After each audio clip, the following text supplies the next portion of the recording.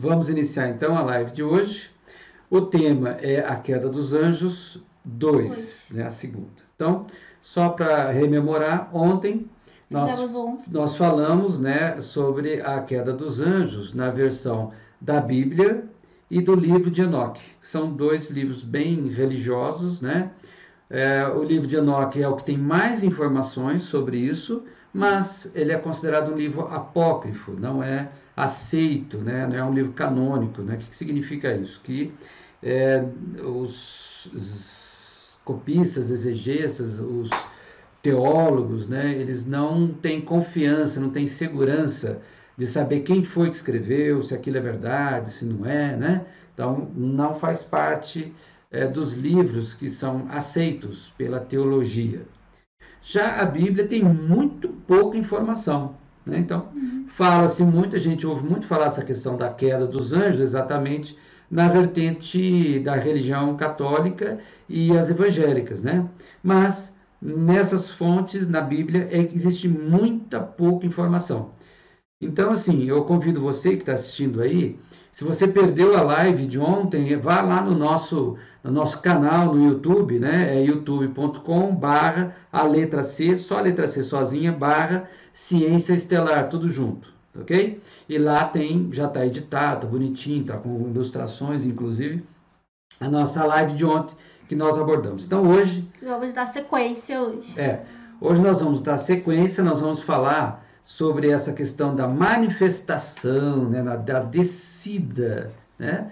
Porque ontem nós falamos, a gente pode entender como queda ou como mergulho, como descida, né? Ontem nós falamos também que Deus é onipotente, onipresente, onisciente. Então, nada vai contra Deus, é impossível. Se a gente pensar que houve uma revolta de anjos, a gente vai ter que entender que Deus não é onipresente, onipotente, onisciente, né? Ou ele não sabia, ou ele não pôde fazer frente, não tem tanta força assim, né? Ou ele não está em todos os lugares e tal. Então, é um conceito assim, essa questão da queda dos anjos, ou da rebeldia de Lúcifer, dos anjos, a meu ver, um pouco equivocado. Então, e a gente percebe que existe sim, atrás dessa narrativa da queda dos anjos, a criação da nossa humanidade aqui no planeta Terra. Então, ontem nós demos a introdução, hoje nós vamos falar do paralelo, né, dessa queda dos anjos, presente no Enuma Elish, na epopeia de Gilgamesh e na teogonia de Hesíodo. Bom, vamos começar falando do Enuma Elish. Enuma Elish, gente, é um poema épico babilônico, tá? Escrito em 7 tábuas de argila, em cuneiformes. Como é que escreve? Como é que é aquela linguagem cuneiforme? Você lembra como é que é? É uns risquinhos. Todo tipo desenho, risquinho, não sei. Parece uns pauzinhos assim. Né? A gente vê um monte de pauzinho assim, virado, né? Então é cuneiforme. E data do século XII antes de Cristo, no mínimo. É super antigo, muito, muito, muito antigo mesmo, o Enuma Elish. Tá? Esse é o livro sagrado dos antigos sumérios, da primeira civilização que se tem como conhecida pelos antropólogos, né, arqueólogos, né, civilização humana. A composição do texto, olha, provavelmente remonta à Idade do Bronze, nos tempos de Hammurabi, ou talvez início da Era Cassita, cerca de 18 a 16 séculos antes da Era Cristã. Então, é muito lá atrás, né? 1800 antes, né? 1600 muito antes da Era Cristã. Ou seja, e se está escrito, é porque já era uma tradição antes. Sim, sim. Né? Então, é só a datação dos escritos. Okay? Eu falei, essas coisas não vêm da Bíblia para cá. Não. Muito tempo antes já tinha essa história. Só que muda o nome, a data, as pessoas, a cultura, mas a história em si sempre teve. Todas as eras, pelo menos um que tem essa história, vamos dizer assim, existiu. Todas as eras teve a sua existência, a sua história, né? E da Era de Peixes é que foi a história de Jesus e tal, a Bíblia que a gente conhece. Mas cada era teve o seu. Oi, Karina, Letícia, tudo bem? Então, olá, boa tarde, gente. Karina, quanto tempo, querida? Cuevas, beleza? Então, o que acontece, né? É o que a gente falou. Lá existia esse conhecimento há muito, muito tempo.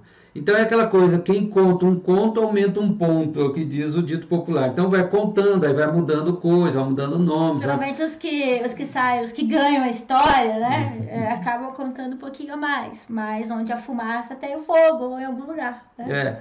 Então, assim, às vezes as versões são um pouco diferentes uma da outra, mas a essência, né, é a Sim, mesma. essência é a mesma. Né? Deixa eu pegar o óculos aqui que ajuda a leitura. Eu fiz aqui umas anotações para não perder nada, não esquecer nada, que é super importante esse assunto, né?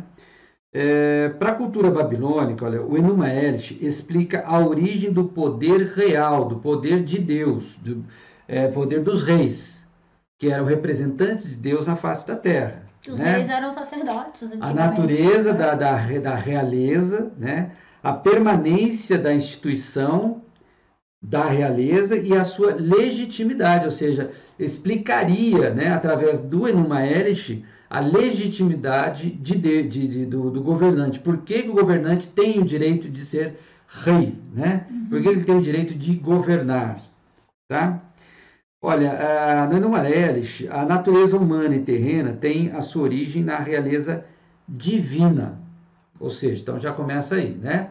O rei aqui, no físico, ele teria origem na realeza divina, ou seja, ele seria um descendente dos deuses. Descendente dos deuses, exatamente. Né? E isso é só a gente lembrar que antigamente, lá em Roma mesmo, o pessoal achava que era representante de Deus, o César, né? Depois a gente lembra os faraós também no Antigo Egito, eles eram deuses como manifestos, né? Eles eram reverenciados assim. Por isso que muitos eram sacerdotes também, além de Isso. reis, porque eles eram a extensão, quer dizer, Deus na Terra, né? A representação de Deus na Terra. Isso. E é como se eles fossem uma mistura, né? De deuses com humanos, algo assim. Alguns talvez nem se julgassem humanos, né? Só divindade pura. Divindade pura. E alguns semideuses, né? Olha, a divindade, segundo Enuma Elish, continuará a ser o verdadeiro rei e também o modelo a imitar pelo rei terreno. Ou seja, o rei terreno, mesmo que ele não fosse uma divindade, ele teria que imitar, seria a referência, né, de conduta, de postura, mas a gente sabe que uma verdadeira divindade, ela não se deixa levar pela maia, pela ilusão que nós costumamos ter, que são as nossas emoções, os nossos desejos, os nossos quase nossos todos sonhos. os grandes reis da história tiveram isso. Se deixaram levar pelo luxo, pelo poder, principalmente pelo poder, né? Pelas essas ilusões. Olha, então assim, o Enuma Elish coloca desde o começo, olha, a criação apenas começara, né? As forças do caos e desintegração só podiam ser mantidas à distância graças a uma luta penosa e incessante. Então, assim, ele começa logo falando dessa luta contra as forças do caos. E é interessante que a gente ouve, a gente vê essa simbologia até em ficção, de realidade fantástica, Harry Potter, né? Sempre tem, olha, a sombra, o caos está chegando, então naqueles mangás japoneses também, né? Mas onde tem luz, em algum lugar vai ter sombra. Isso aí são arquétipos do inconsciente coletivo que são eternos, gente. Então é uma coisa, né, como sempre tem. Tá? Então, Enuma Elish começa falando isso, que havia uma luta, né, penosa e incessante para manter à distância, né, as forças do caos e de desintegração. Aliás, essa palavra caos é grega, que significa realmente desarranjamento, né? Desintegração, bagunça, desorganização. Né? Cosmos é organização, é a palavra grega da organização. Cosmos também é grega. Isso. Olha, os deuses novos, segundo Enuma Elish, eram dinâmicos e rebelaram-se contra seus pais. Isso lembra o mito tanto de Saturno, Cronos, quanto o de Júpiter. Júpiter, Zeus. Né? Daquela coisa de na mitologia greco-romana. Então, olha, os deuses novos, dinâmicos, rebelaram-se contra seus pais, mas embora Ea conseguisse dominar Apsu e Mumu, né, não pôde submeter Tiamat, que era a deusa do mar. Aí o feminino, aí já vem, né, essa coisa do feminino. Tiamat era a deusa do mar. Então, Ea submeteu seus filhos, né, e só que ele não conseguiu submeter Tiamat, que era uma divindade do mar. Então, assim, já traz a ideia da liberdade, da selvageria, diria, não necessariamente, mas da liberdade, né? Da rebeldia, não necessariamente negativa, do feminino. Traz aqui essa ideia, né? Deusa do mar, que produziu toda uma raça de monstros deformados para lutar por ela. Então, Tiamat, que era a deusa do mar, produziu monstros que iam lutar por ela. Tá certo? Parece também um pouco da mitologia grega. O Poseidon também ele teve com ninfas do mar, ele teve vários filhos gigantes também. Ciclopes? É. Ah, parece monstro, né? É, monstro. Grandão de um olho só. É um monstro. Aí, felizmente, Ea tinha um filho maravilhoso, né? Era o Apolo da jogada, o Marduk. O Marduk, ele era conceituado, né, segundo numa élite, como o Deus Sol. Ele era reverenciado como Deus Sol. O mais perfeito de toda a linhagem divina. Tá? Numa reunião da grande assembleia dos deuses, Marduk prometeu combater a Tiamat, aquela deusa do mar que criou um monte de monstros, né? Com a condição de tornar-se governante dos outros deuses. Então Marduk falou, não, deixa comigo, né? Aquela coisa, deixa comigo que eu faço, eu dou conta. Eu sou o sol, né? E vou combater a Tiamat, mas eu vou ter que governar todos vocês têm que submeter a mim. Isso lembra um pouco aquela história do Lúcifer, da arrogância, de que quis ser o rei, né? O Deus, né? Portador da luz. Tá certo?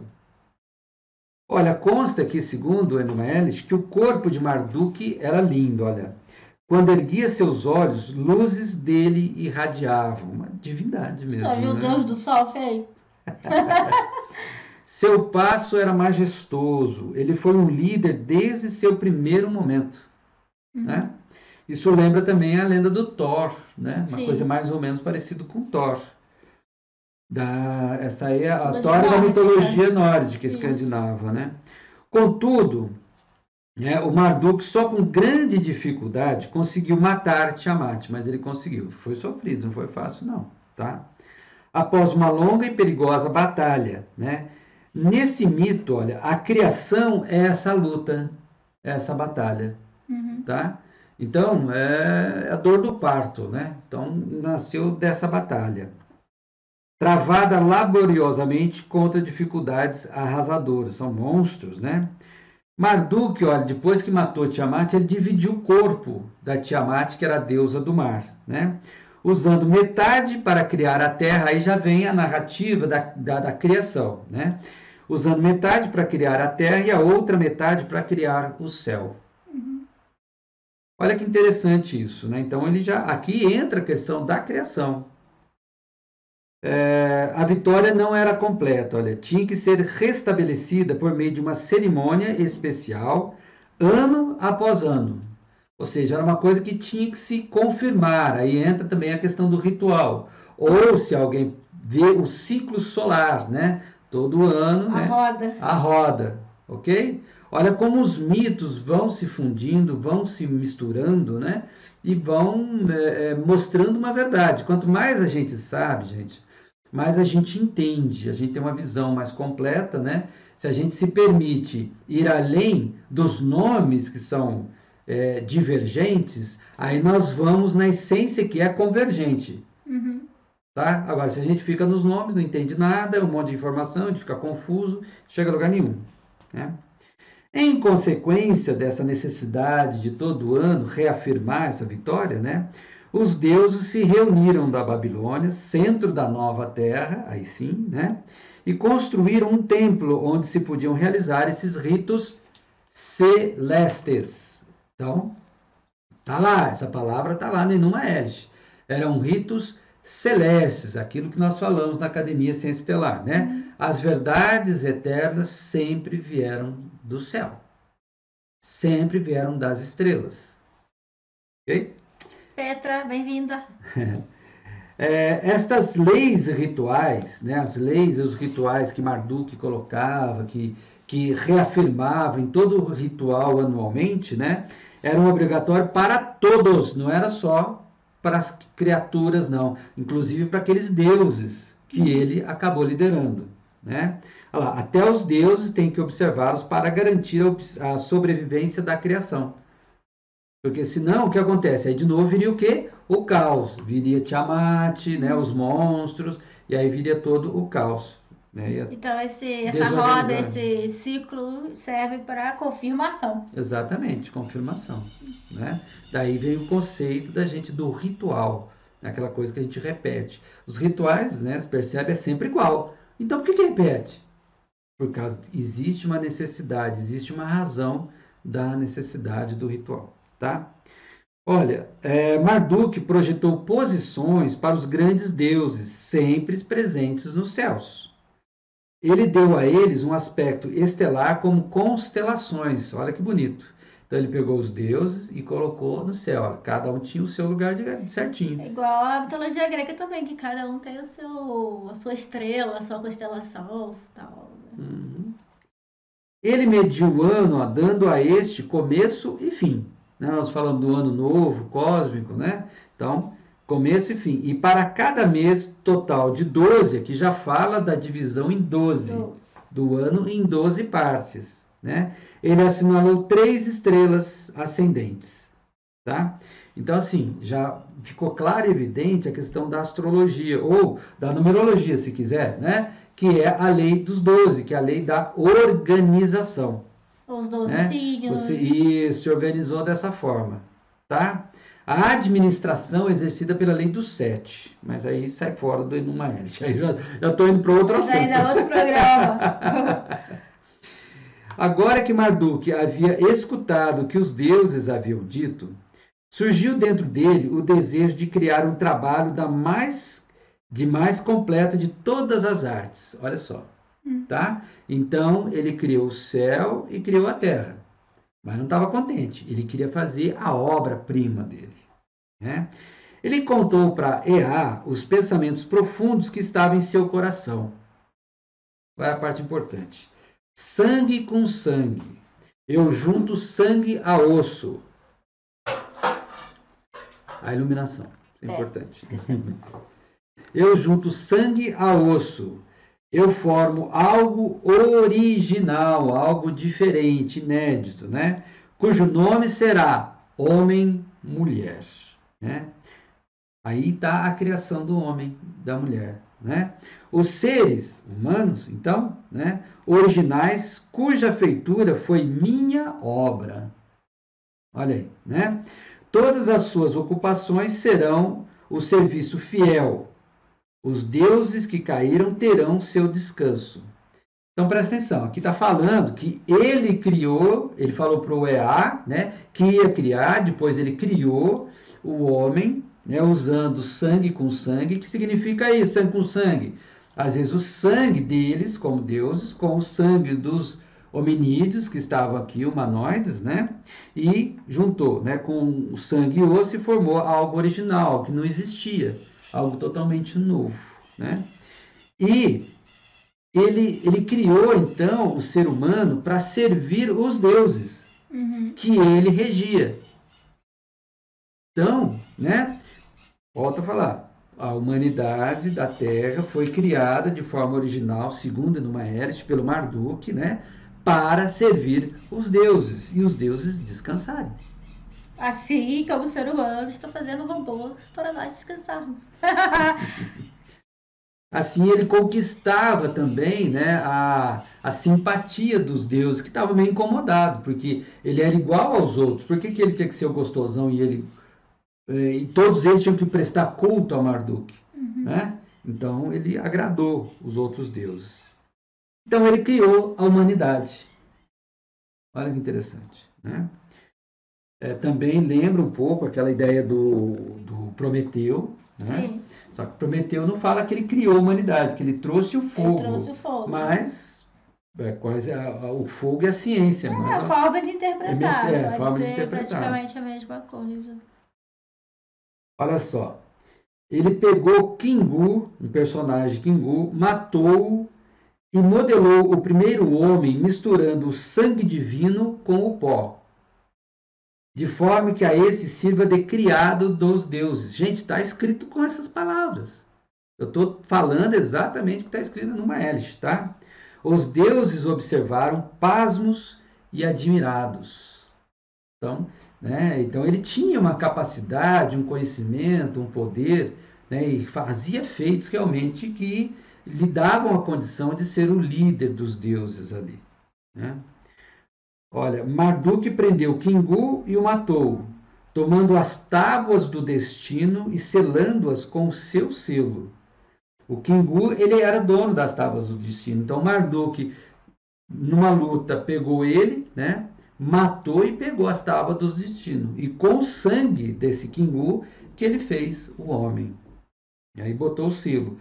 Marduk colocou-as em seu peito, né? Essas tábuas dos destinos. Isso lembra aquele peitoral do sumo sacerdote, né? Dos judeus, que tem as 12 pedras da cidade santa.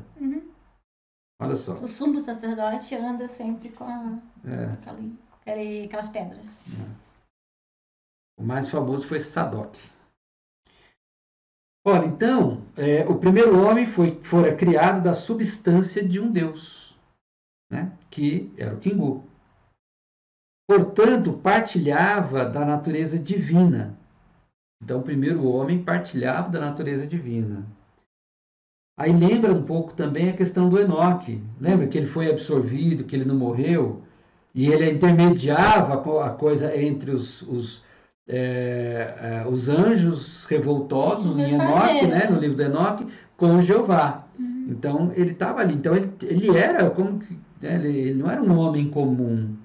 Ele era uma divindade também. Né? E era um tipo de um Hércules, né? Um semideus, no mínimo. O Mercúrio da vida. Olha, deuses, então, os deuses e seres humanos partilhavam da mesma situação, sendo a única diferença que os deuses eram maiores, mais poderosos e imortais. Essa também é uma imagem, um conceito que a gente vê muito na internet, né? Que os deuses eram gigantes, eles eram maiores, eles tinham poderes e coisa e tal, e tinham os mortais, as pessoas normais que estavam ali convivendo. Várias culturas, vários livros, várias histórias tem isso desses seres grandes, né?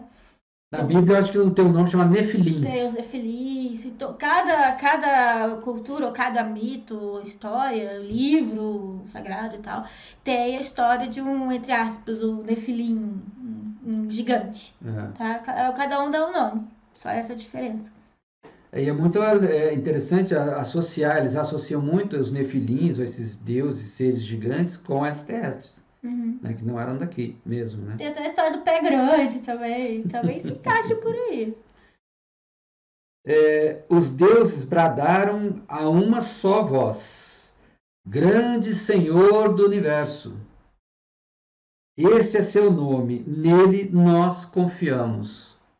Então, o que acontece? Ele conquistou, de fato, o respeito, né, dos outros deuses, e ele ficou sendo venerado por esses outros deuses com essas obras todas que ele fez. Começou com a luta contra a Tiamat, que era o caos. Então, na Bíblia, tem aquela parte do Gênesis, né?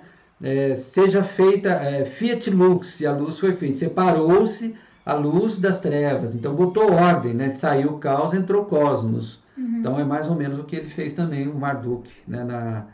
Nessa lenda aqui, suméria, de botar ordem no caos. E depois criou o ser humano ainda. Né? Antônio, Alcides, boa tarde. Sejam bem-vindos. Marduk pensou a respeito das palavras que os deuses falaram, que ele era o Senhor do Universo, né? E então falou aos deuses reunidos em sua presença. Isso foi o que ele lhes disse. Está lá, né, numa hélice. No passado, todos habitavam no vazio acima do abismo. Isso parece a Bíblia, né? Mas eu fiz a terra como um espelho dos céus, reflexo. Eu consolidei o solo para as fundações, e lá eu irei construir minha cidade, meu lar adorado. Então, assim, se a gente pensar que Marduk seria Lúcifer, né? Então, ele não é que ele caiu, ele optou, ele escolheu na criação dele, que foi feito da terra, né? Quando ele matou Tiamat, ele separou metade do corpo dela, ele fez uma coisa, outra metade ele fez outra, né? E ainda depois criou o ser humano, ok? Então, ele que resolveu morar aqui, foi decisão dele, né? Tá lá assim, ó, deste a tua Babilônia um nome auspicioso, que ela seja para sempre o nosso lar. Então, segundo esse relato, né, a Babilônia foi os deuses que deram esse nome, foi Marduk que deu esse nome a essa casa, a esse local, né? Olha, aí está escrito assim, que os deuses caídos dia após dia nos sirvam. Ou seja, havia uma diferença entre os deuses e os deuses caídos, que os deuses caídos iriam servi-los também. Isso não está muito bem explicado nem no Maelish, tá? Mas dá para a gente ver as categorias que existiam, né? E que à medida em que nós a ti dermos força e poder, que ninguém usurpe nossas posições. Os outros deuses estavam falando isso, né? Que não queria que ninguém usurpasse. Ou seja, eles honravam, reverenciavam Marduk, os deuses, né? Para que eles pudessem ser servidos pelos deuses caídos, entre aspas, e a humanidade. E que fosse mantida a posição deles lá, fixa no céu, como estrelas ou constelações. Né? Olha, aí então, né, o Marduk que ele falou, que os homens e mulheres sirvam aos deuses. Este é o comando do Deus, que os homens e mulheres trabalhem em suas terras. Tá? Então ficou bem claro, essas são palavras que estão lá no Enuma Elish. Que os homens e mulheres de cabelos escuros sirvam os deuses na terra sem remissão. Ou seja, não haveria, como se fosse uma lei, né? Não havia possibilidade de deixar de servir. Era um destino que os homens e as mulheres da terra que deveriam servir aos deuses. E eles falam que é do cabelos escuros. Supõe-se que os cabelos dos deuses não eram escuros, eram claros. Claros ou brancos, loiros, claros, né? Alguma coisa assim. Senão eles não iam colocar aí cabelos escuros. Olha, tá assim escrito, olha, Marduk é o primeiro, né? Ou a unidade. Ele é o filho do sol. Ele é o primeiro, aquele que tem o brilho do sol. Parece com Apolo, assim, né? Sim. O brilho do sol. Ou Lúcifer. Ele criou o homem e a mulher, seres vivos, para trabalhar para sempre e liberar os deuses de outras cargas. Marduk, hein? Tá fazendo a humanidade trabalhar até hoje. Tá? Então, assim, essa é a história, né, que o Enuma Elish nos conta. Olha que interessante. Dá uma riqueza maior de detalhes. Lembra quando eu estava falando do livro de Enoque?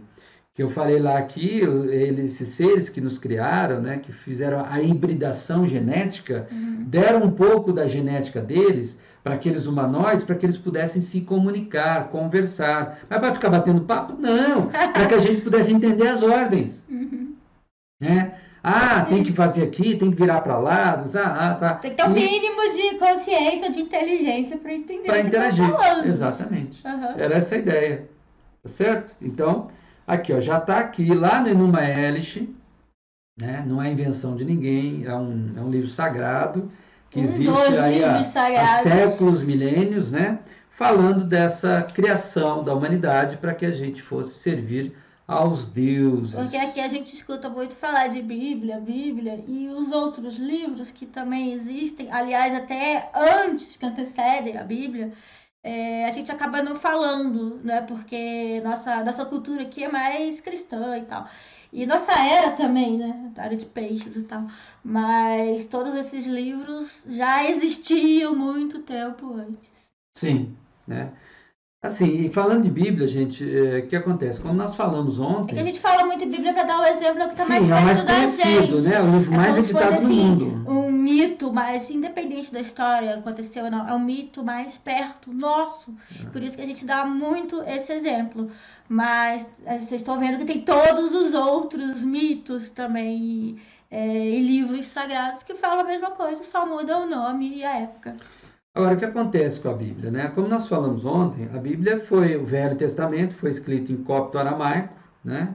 Que era a língua, um proto-hebraico, né? Algumas partes talvez em hebraico. E o Novo Testamento foi grego. Depois traduziu-se isso para o latim, né? E do latim traduziu-se para outras línguas. Quando a gente traduz, a gente já vai perdendo o contexto, a significância das expressões, né? A gente vai perdendo muita coisa quando você traduz, né? Sim. E fora as traduções, né? A tradução é traduzir errado, né? Traduzir de acordo com o interesse, Com né? interesse político, cara. Dogmático, Isso doutrinário. aconteceu muito. Então, assim, por exemplo, consta que, por exemplo, lá na Bíblia, quando Jesus estava lá para morrer, né? O que a gente que chega para a gente aqui, né? Chega que ele falou: Senhor, Senhor, por que me abandonaste? Agora, Elifas Levi, um famoso ocultista, respeitado demais, cabalista, né? Muito antigo, ele fala que o que Jesus falou não foi isso, foi Eli, Eli, lama sabachthani. Ou seja, Senhor meu Deus, o quanto me glorificas. Olha, totalmente diferente. Um parece que ele está reclamando com Deus que Deus abandonou ele. O outro ele fala, não, você está me glorificando. Nossa, tudo isso para mim. Olha que diferença, né? E quem for traduzir isso vai depender muito do lado político, dogmático, do interesse. Ou às vezes até não, às vezes é a forma de falar, né? Que nem virgem lá, tem locais que a tradução de virgem é mulher nova, bem jovem. E tem locais que virgem é mulher que nunca teve relação sexual. Então cada um fala de um jeito. Sim, sim, depende do contexto, né? Então, mas essa tradução do Eli, Eli, lama sabachthani, né, para o Senhor me abandonaste, consta, o Eliphas Levi fala que já aconteceu na tradução da Vulgata, na tradução para o latim, o primeiro, né? Depois houve várias versões da Bíblia. Mas aí depois que já foi a primeira, os outros vão copiar igual. Sim. Aí houve várias outras versões da Bíblia. Antigamente era assim, havia uma versão e você era proibido, né, de você ter a versão anterior, né? Era proibido, se tivesse, ia para fogueira. Então, e foram várias versões. Consta que a Bíblia tem mais de 5.000 alterações. Então, hoje, eu estava lendo Seria interessante livro. o mais antigo possível para poder ler, né? Claro que tem que ler hebraico, ou grego, essas coisas aí fica complicado. Eu estava lendo um livro que fala que hoje na Bíblia, hoje a Bíblia que nós temos, de texto original, sem mexer, é bem menos que 30%. Só para ter uma ideia, né? Não estamos Isso, aqui... claro, isso significa que ainda tem a sua essência, Sim, ainda tem seu uma valor, referência, não tem ainda dúvida. tem sua referência lá, exceto alguns detalhes. Mas tá lá. Bom, vamos agora falar um pouquinho da epopeia de Gilgamesh. A epopeia de Gilgamesh também é uma epopeia, né? É uma história de um grande líder, de um grande herói, lá da Suméria também, da antiga Suméria. É um livro bem fininho, não tem muita coisa, né? E é bem complicado para entender. Mas vamos ver o que tem dentro dessa pequena história que possa corroborar um pouco esse conhecimento que a gente está compartilhando, né? Ligado a essa questão da queda dos anjos ou a criação da humanidade. Olha, primeiro, a epopeia de Gilgamesh, ou épico de Gilgamesh, é um antigo poema épico da Mesopotâmia, atual Iraque. Foram encontradas tábuas que datam do século 20 a.C., ou seja, bem lá atrás, né? Bem lá atrás. Então, em Numa Elish, nós falamos que foi do século 12 a.C. A epopeia de Gilgamesh é do século 20 de a.C., né? A sua história gira em torno da relação amorosa entre Gilgamesh e seu companheiro íntimo Enkidu, né? Um homem selvagem criado pelos deuses como um equivalente a Gilgamesh. Ou seja, Claro que as pessoas vão ver como se fosse uma relação homossexual, mas, gente, é simbologia, a gente tem que entender isso aí além disso, né? Então, olha, o que representa isso? A relação entre Gilgamesh como uma divindade, como um herói, né? E o Enkidu seria a sua versão humana, terrestre, ok? Tá? É aquela história de gostar da humanidade, querer ajudar a humanidade. Prometeu de novo aí, De ó. novo, exatamente. A Oi, mesma história. Arsénio, tudo bem? Ele falou, obrigado pelo amor que vocês irradiam. Ah, nós te agradecemos. Beijo na Zelina. Bacana. Igualmente, querido, tudo de bom. A parte final, olha, do épico, né, de Gilgamesh é centrada na reação de transtorno de Gilgamesh à morte de Enkidu. Na história, o Enkidu morre. Aí o rei Gilgamesh fica assim, sabe, muito chateado mesmo, que acaba por tomar a forma de uma busca pela imortalidade, né? Então, o Gilgamesh, ele se empenha, né, numa busca pela imortalidade. O que significa busca pela imortalidade? Lógico que na história é como se ele quisesse que nenhum amor mais morresse, né? Mas por trás dessa história, a imortalidade é uma condição, é uma característica típica da divindade.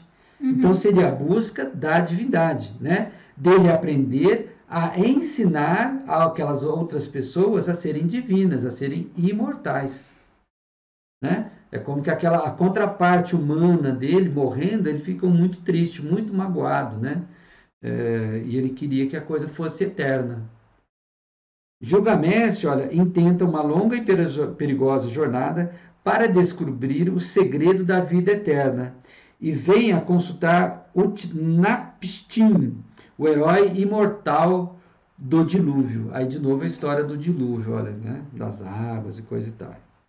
Depois de ouvir Gilgamesh, o sábio proclama: a vida que você procura nunca encontrará, seja aquela vida imortal. Você falando que vem a história do dilúvio na epopeia do Gilgamesh, e então tá vendo que não é só na Bíblia que está a história que a gente conhece. E vários livros e várias epopeias. Oi, Lu, tudo bem?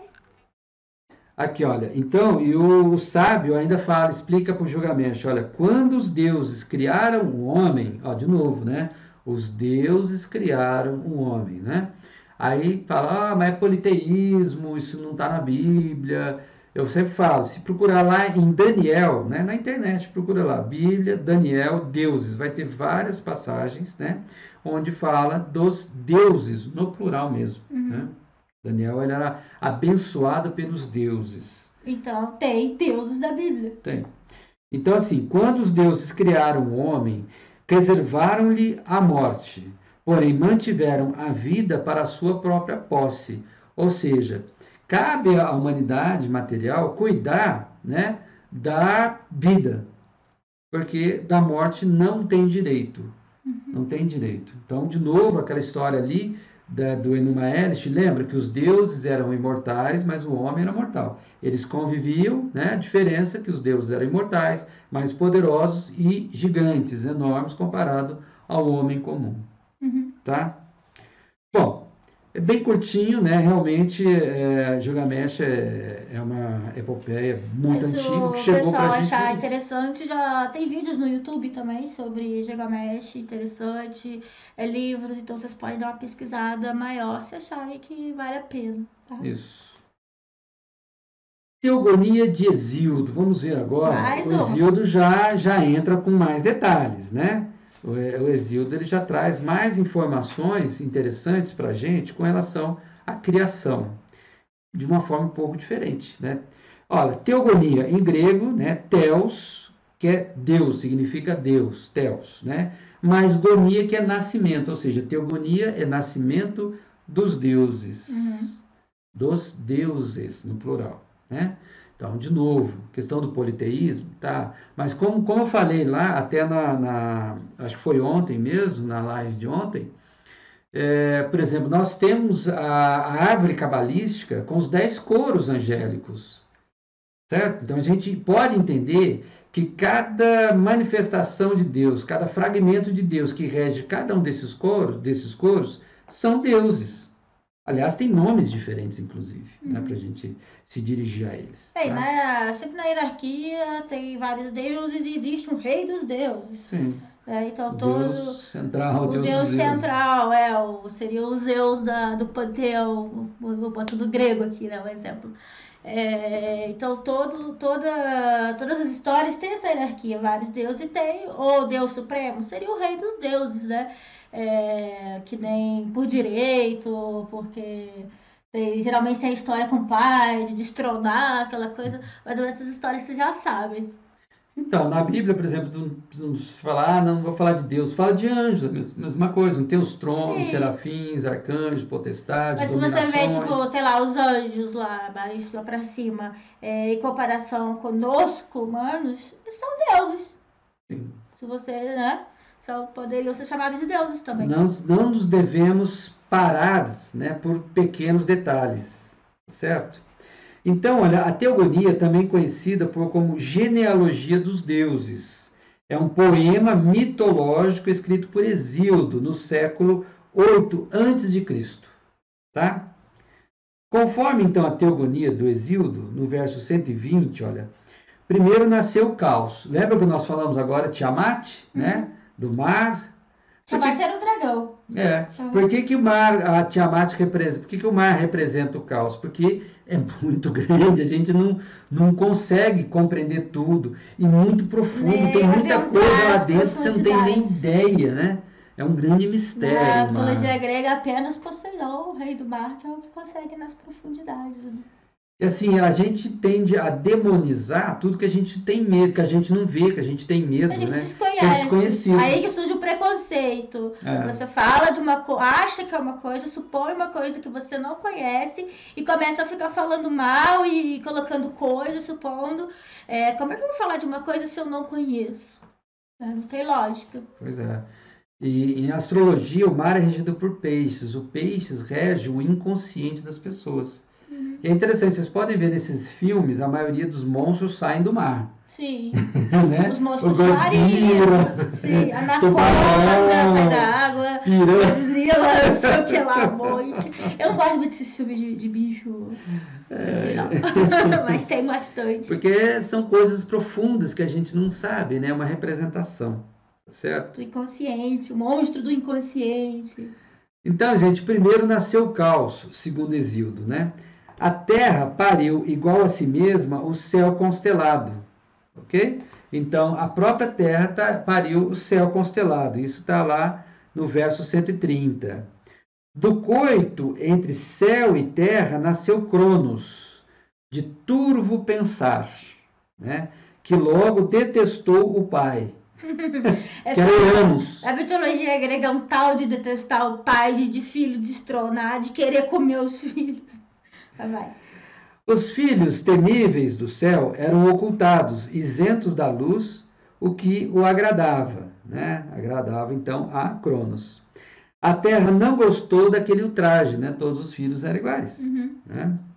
Cronos logo se dispôs a punir o pai. Junto com a noite veio o céu constelado para amar a terra. Cronos, munido de uma foice, ceifou o pênis do pai, que era Uranus. Né? É um Big Brother, gente, a mitologia. Uau, mais tarde das águas nasceu Afrodite, a deusa da amor. Tá, vai. Do sangue e da divina carne genital em ejaculação e da espuma do mar nasceu Afrodite. Isso está lá no verso 190. Foi o que eu quis dizer aqui. Está no verso 190, né, da Teogonia de Hesíodo, o nascimento da Afrodite. Observa que, de novo, a criação ela está envolta em luta, em guerra, tá? Tá certo? Essa coisa de tensão toda. Então, primeiro está falando da criação dos deuses, né? De longa genealogia nasceram também os filhos da noite. A noite era o nome de uma divindade que chamava Noite, tá certo? Que perseguem transgressões de homens e deuses. Isso está nos versos 214 e 220. Então, olha, os filhos da divindade chamada Noite perseguem transgressões de homens e deuses. Espera aí, o que significa isso? Né? As pessoas costumam associar seres da noite como se fossem demônios, né? Coisas, seres maldosos, negativos e coisa e tal, normalmente, né? Como se eles fossem movidos pela maldade única e exclusivamente. Tá. Só que aqui já traz uma informação, né? Que eles perseguem as transgressões.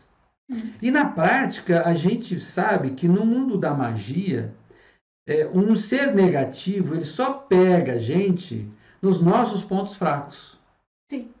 Tá? Aquela pessoa que segue as leis cósmicas, aquela pessoa que segue na luz, na verdade, na justiça, no amor, essa não pega, não é pega, ela não dá pego, tá? Então, esses seres às vezes criam circunstâncias à nossa volta para desequilibrar a gente, para tirar a nossa consciência, a gente descer a vibração, abrir a porta para raiva, tristeza, melancolia, né, ódio, vingança, ambição, desejo, vício, aí bem pau. Então, assim, de certa forma, esses seres filhos da noite, tá claro aqui, eles perseguem as transgressões, não necessariamente os transgressores, né? É como se fosse a polícia, gente. Ué, se você está dentro da lei, você não tem por que temer a polícia, tem? Não. Forma alguma. Pelo contrário, você tem até que agradecer. Quanto mais polícia, mais seguro você ela tá. cuida da sua segurança. Agora, quem transgride a lei, aí não vai querer. Aí o bicho pega, porque aí a polícia vem e desce o cacete mesmo, né? Então, esse é um conceito interessante aqui. Olha, Cronos gerou Zeus. Cronos é Saturno também, né? Pai dos deuses e dos homens, com Réia. Isso está lá no verso 455. Mas Cronos engolia seus filhos tão logo do ventre sagrado da mãe, descia aos joelhos. E nem acabou de nascer, o Cronos já comia, né? O que é o Cronos? Cronos é o tempo, gente. É mostrando que o tempo, ele dá vida e tira a vida ao mesmo tempo, né? A gente vai ficando, tudo vai ficando velho e definha e acaba, ele morre, né? Então é como se fosse o tempo comendo a vida, acabando com a vida. Mas ele comia os filhos porque ele tinha medo da profecia dele ser destrollado. Pois é. Por saber que seria submetido por um de seus filhos, é o que a Letícia acabou de falar, né? O que ele fez com o pai dele, lá Uranus, né? O Cronos sabia, tinha uma profecia já que ia acontecer com ele, que o filho ia também entrar no lugar do pai, receber o trono. Mesmo porque se o pai morresse lá naturalmente, é mortal, sei lá, sumisse. Quem que ia ficar no lugar dele, do trono, né? Quando é monarquia, assim, é o filho. A monarquia dos deuses. Réia, incomodada com a atitude do Cronos, né, que ficava comendo os filhos dela, com ele, e com o apoio da terra e do céu constelado, né, enganou Cronos, escondendo o filho Zeus recém-nascido em uma gruta sagrada, né? Então escondeu o Zeus, ou Júpiter, né, numa gruta sagrada. Eu cheguei a comentar aqui no dia que eu falei da mitologia, acho que eu cheguei a comentar essa história. E entregou a Cronos uma grande pedra para devorar, como se fosse, né, o filho, né? Tá? Embolou ali no pano e deu para ele, ele comeu.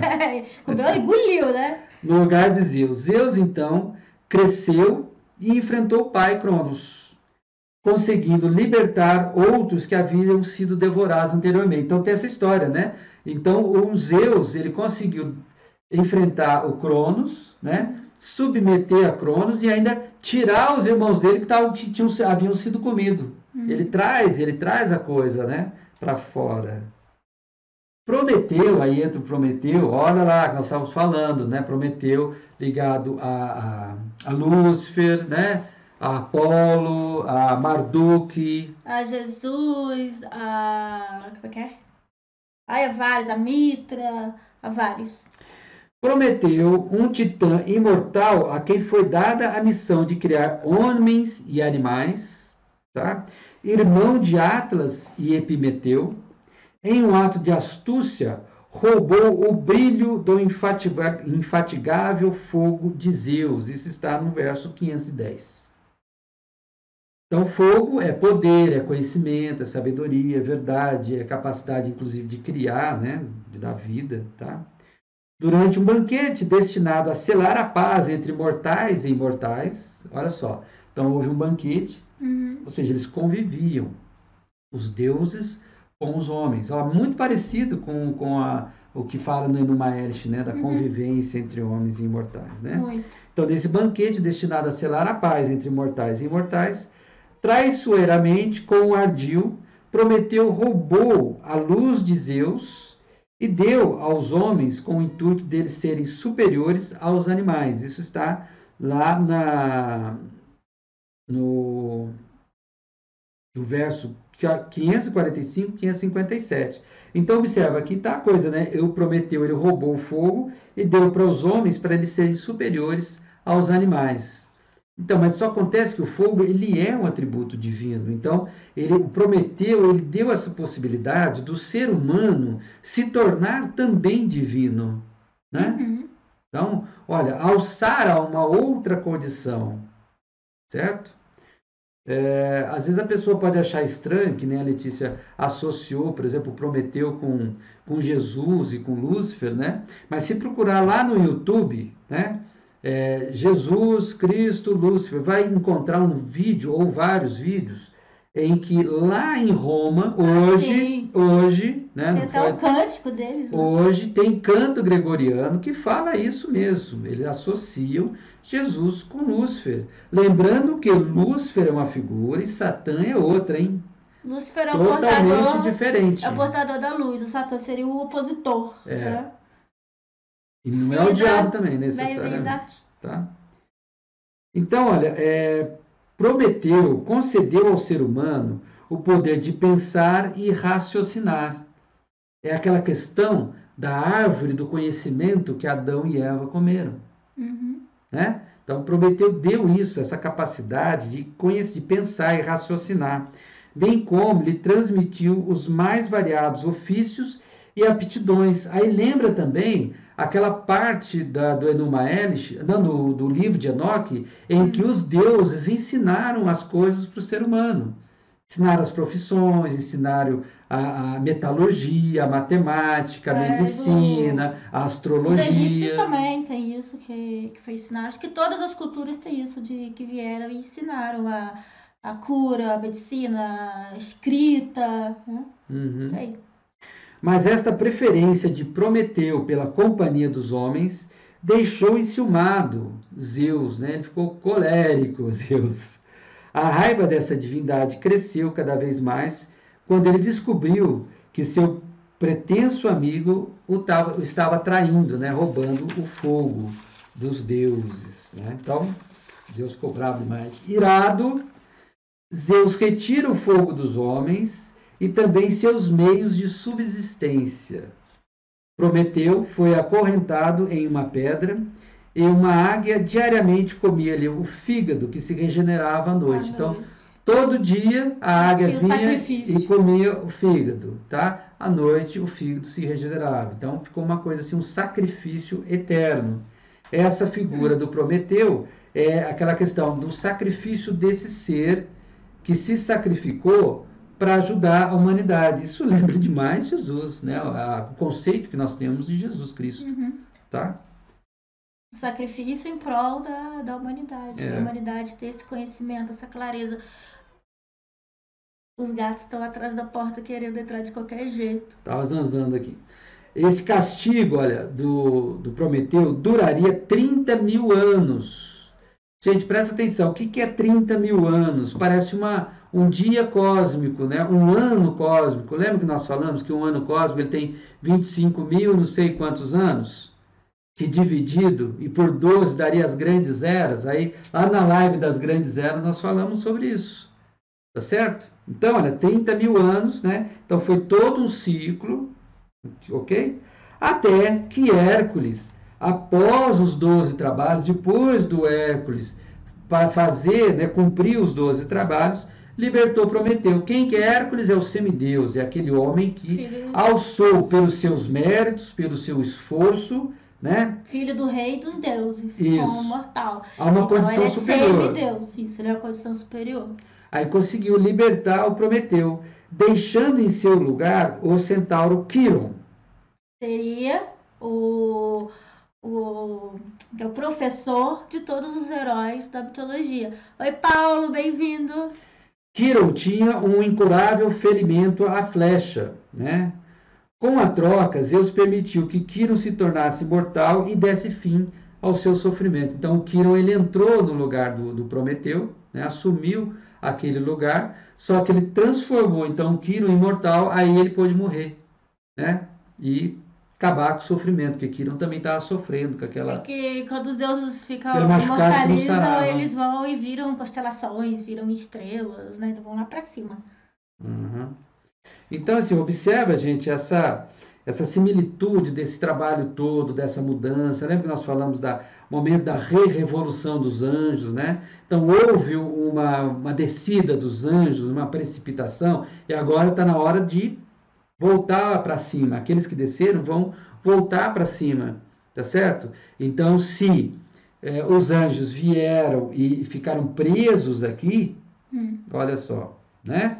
Assumindo a responsabilidade por terem criado a humanidade geneticamente, infringido alguma lei, seja ela qual for, agora talvez seja esse momento de se libertar o Prometeu, dele voltar, né? Do Lúcifer poder voltar, e junto ele vai levar toda a humanidade que ele tanto ama, né? Que ele se sacrificou por causa dessa humanidade.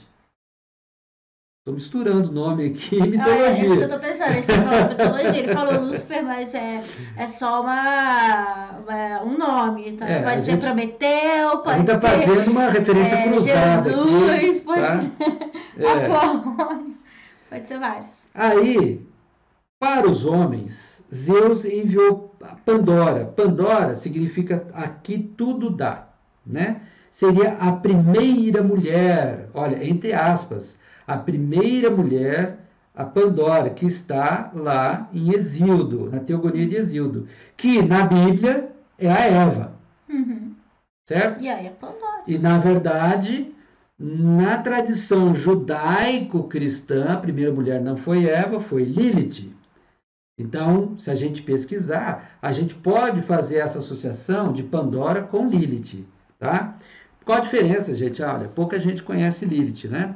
A Lilith, ela foi a primeira e verdadeira esposa de Adão. Ela foi criada do barro com o sopro divino igual a Adão. Ela não foi... A Eva foi uma parte do Adão. Pandora também foi criada do barro com esse sopro das divindades. Pneuma, o sopro é pneuma, gente. Ó, né? Isso é o sopro de vida. Olha, Pandora foi forjada por Hefesto a partir do barro, como você falou, né? Pandora traduz também o belo mal, tá? Era ornada por todas as deusas do Olimpo, por curiosidade, que é uma característica aí que dizem que as mulheres têm, mas é toda a humanidade, né? Abre o baú divino da criação, né? E liberta o que restou, todos os males e doenças que afligem a humanidade, tais como peste, ciúme, inveja, ganância e vários outros. O tal da caixa de Pandora, que é mais comum. Aí vem aquela questão de se associar, né, na tradição judaico-cristã, associar a mulher com a maldade, com a ganância, com a vaidade, com as coisas ruins. Percebe que gente, dá para a gente fazer um entendimento disso tudo, né? Observa que às vezes um mito ele completa ou expande o outro mito, né? Então a gente vai montando um cenário, né? É bastante interessante e que dá uma imagem mais completa, dá um conceito mais completo para a gente. Oi, Regina, tudo bem? Gente, para hoje, tá aí, já tá bom, né? Nós estamos com 1 hora aqui de live, né? E amanhã a gente encerra essa série aí falando da queda dos anjos com o plano cósmico da Federação Galáctica, uma coisa mais atual, né? Mais recente. Quer dizer, agora a gente falou do passado, muito 30 mil passado, anos, 12 mil anos, 2 mil anos atrás. Agora vamos ver o agora também. Porque a gente tem que ver tudo, a gente tem que ver a origem, né? Até eu estava te falando nisso. Eu acho mais importante do que como morreu é como nasceu, a origem das coisas. Tem muito símbolo, né? E o atual também a gente tem que ver. É claro que a gente poderia ver outras mitologias, como a gente citou aqui a mitologia nórdica, né? até dos Anunnakis também, mas ficaria uma coisa muito extensa, gente. Assim já deu 3 lives, né? Pois Então, é. assim, amanhã nós vamos falar sobre o plano cósmico da Federação Galáctica, que é são conhecimentos, informações que os guias extraterrestres passaram para nós, né?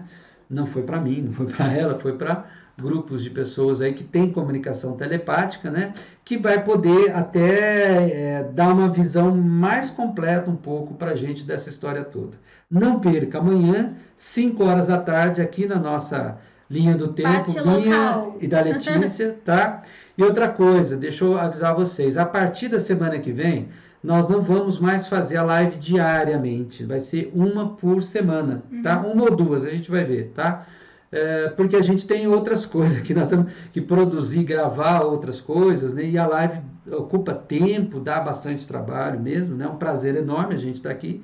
Mas se a gente fizer a live Mas direto a como gente está não fazendo, vai já não vai deixar de conseguir. fazer, pelo menos uma ou Sim. duas a gente Se a vai gente fazer. fizer do jeito que nós estamos fazendo, nós não vamos conseguir gravar o curso, né? A gente tem vários cursos aí. O primeiro vai ser o curso de tarô, que várias pessoas pediram para a gente, né?